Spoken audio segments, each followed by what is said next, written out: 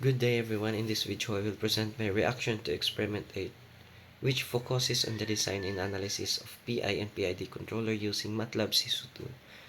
So for the experiment output, we designed both PI and PID controller for a given plant transfer function and analyzed the root locus and step responses. So using SISU tool, we adjusted the controller gain and compensator to meet the desired performance specification for PI controller. We obtained values for setting time, peak time, damping ratio, and overshoot.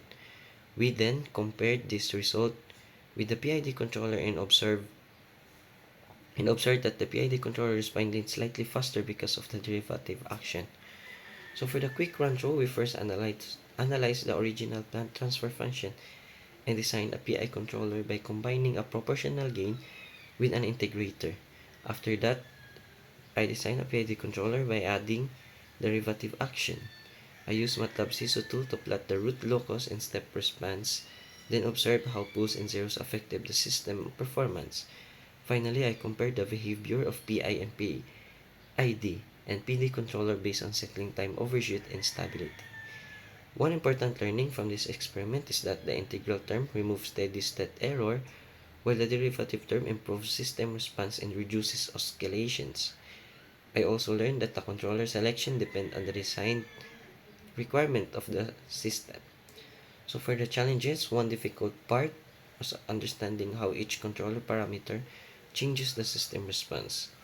It was also challenging to interpret the root locus plot and connect them with the step response results.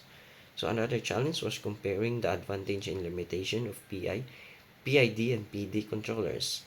So for my notes to self, I learned that PID controller are powerful because they combine proportional, integral, and derivative actions, but they are not always necessary. Sometimes a PI controller is enough and more cost efficient.